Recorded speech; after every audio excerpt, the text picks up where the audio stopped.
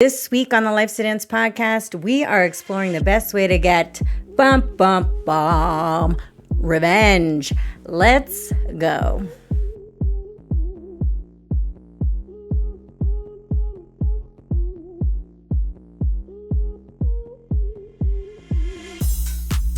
What's up, guys, and welcome back to the Life Sedans podcast. I am your host, Trey Kulata.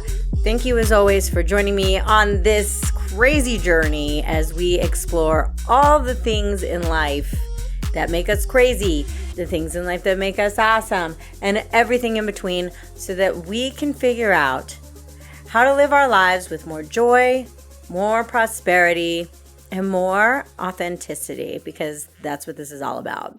So this week, I am talking about something that you might not expect from me.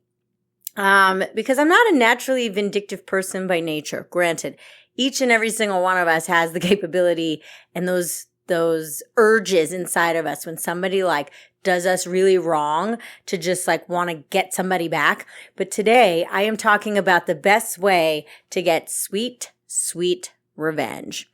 And I think the answer might surprise you.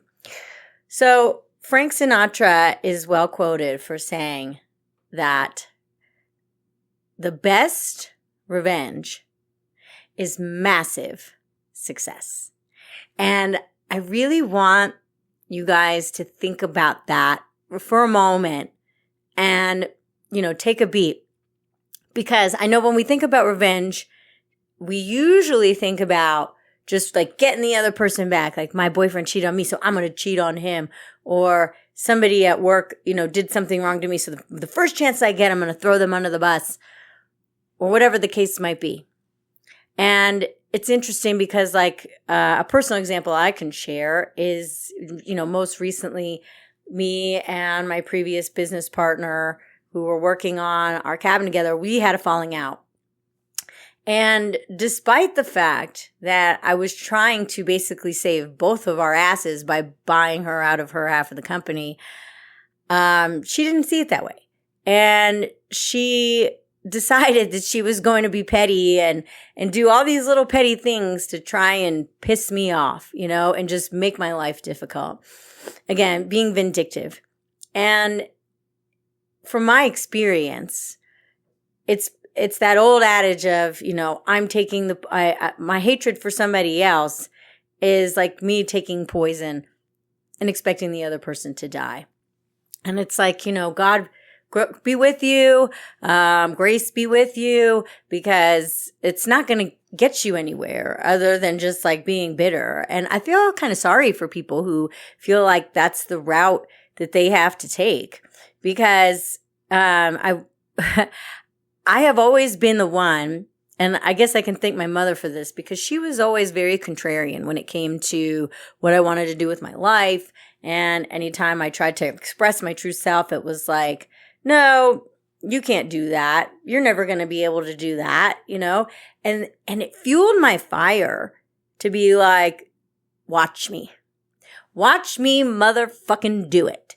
And that was the thing that got me to work hard to get my scholarship to go to college, because I didn't want to depend on somebody else to, help me do it, or that I owe somebody in some way. And and right now, fast forwarding all these years later, it's now that that's happened between me and my business partner, just going back to that example, I'm like, you know what I really want to do?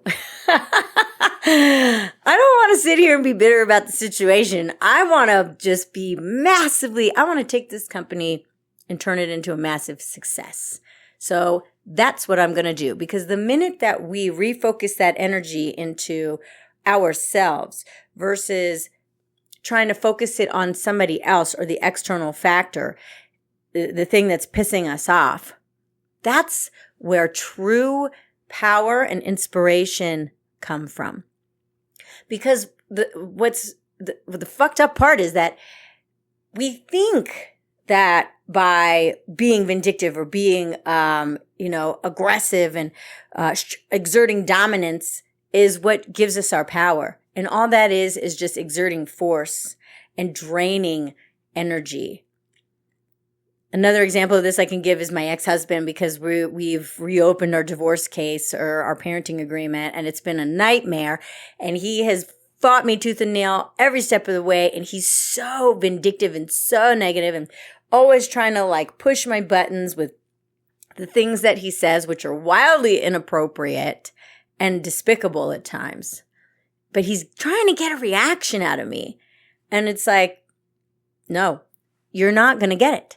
You are not going to get that reaction out of me, because all that does is it steals my power. And even though in the moment, I just want to say, God, F you, no, you know what I mean? Like fill all the beeps and fill in the blank. Like, oh my God, I get so frustrated. I can't even talk straight, as you can see.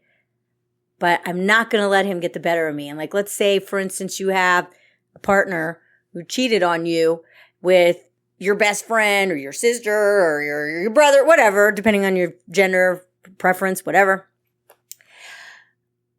Let's say something like that happens to you, and the first thought that goes through your mind, at least like our teenage primitive minds, is like, oh my God, I want to get him back or her back. And I want to cheat, with their, person or their best friend or whatever that might be.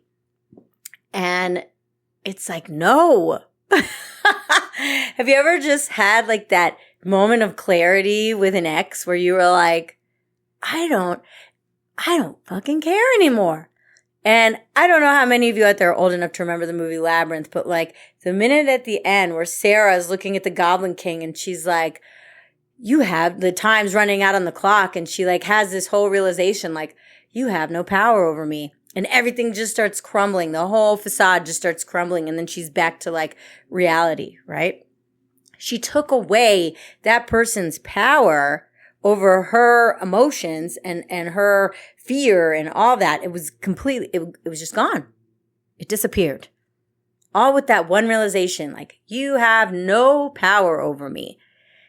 And I'm just here to tell you right now that, or remind you, I should say, that the best revenge is massive success.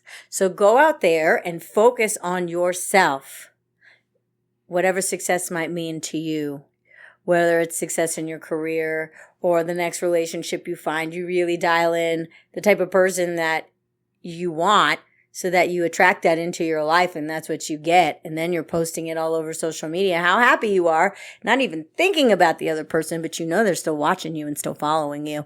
And now they're like, they're jealous. So maybe it's like a sly way of being vindictive, but really the point is that we're not thinking about the other person. Let's switch that focus to, what can I do for me, and focus on me so that I come out of this a massive success, stronger, healthier, more emotionally aware. Because again, once we go into that fight or flight mode and we're being aggressive, or we're trying to, we're posting on social media trying to get people to, oh, woe is me, or, oh yeah, fuck that guy or girl. Like, no. Don't waste your fucking time on that. Pour your energy and invest your time into becoming a massive success. Because again, just think about that for a second. That, my friends, is the best revenge. So I will see you guys at the top. And until next time, I'm going to stop it there. Let's dance.